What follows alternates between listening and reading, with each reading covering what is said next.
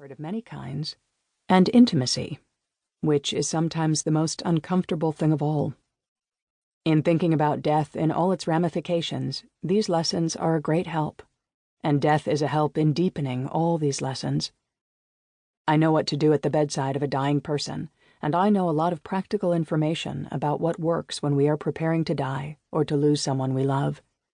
The most important experience I've had is one most of us share: the deaths of people I love. I know grief.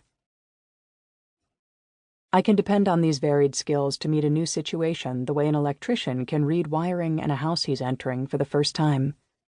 But even though death is not unfamiliar to me, I don't want to sound as though dying and death are ordinary. What all these things have taught me is that dying and death will always be extraordinary.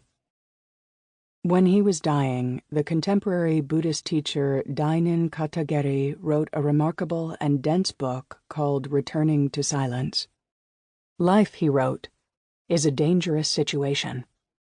It is the frailty of life that makes it precious. His words are suffused with the blunt fact of his own life passing away. The china bowl is beautiful because sooner or later it will break. The life of the bowl is always existing in a dangerous situation. Such is our struggle, this precarious beauty, this inevitable wound. We forget, how easily we forget, that love and loss are intimate companions, that we love the real flower so much more than the plastic one, love the evanescence of autumn's brilliant colors, the cast of twilight across a mountainside lasting only a moment. It is this very fragility that opens our hearts. Funerals are not for children. We learn by details, by the tiniest word or grimace. I grew up in a ranching and logging community, and my father was a firefighter. People died in the mills. People died in fires. People died on the rivers and in the mountains and on their ranches. Accidents happened. When I was growing up, we had a primitive cabin in the forest where my family would spend weeks each summer.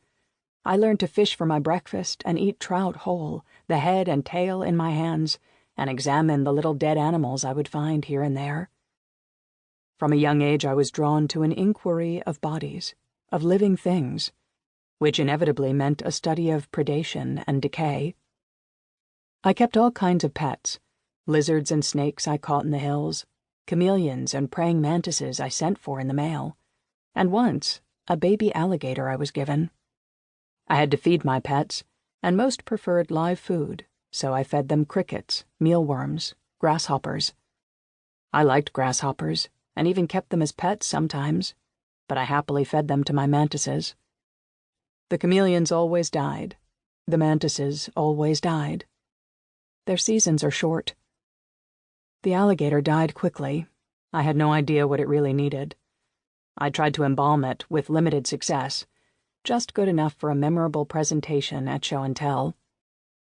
When one of my turtles died, my brother and I buried it in my mother's rose bed to see if we could get an empty turtle shell, because we knew this would be quite a good thing to have.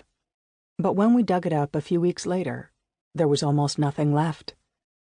The shell that had seemed so solid and permanent turned out to be another kind of flesh, and its decay left me with a strange, disturbed feeling. The earth had proved to be fiercer than I had guessed. Grandpa died. Our dog died. I saw my first dead body at the age of 14 when I attended the funeral of a classmate, the first of several peers to die over the next few years. Funerals are not for children, I was told, but that didn't have anything to do with my exposure to death. In my sophomore year in college, I took anatomy and physiology. It was a year-long course intended to fulfill the requirements for pre-med. In the lab, we worked with 4 cadavers that had been dissected in different ways by senior students. The faces were always covered. Dr. Welton, a tall, bald, solemn man with a photographic memory, tolerated no jokes. Our hours in the laboratory were quiet and serious. We carried our worksheets from one table to the other, tracing lines, lifting tags, examining the exquisite textures, the lovely complications of bodies. I was 17, fascinated by biology, and I found anatomy to be a great wonder. Each of these bodies was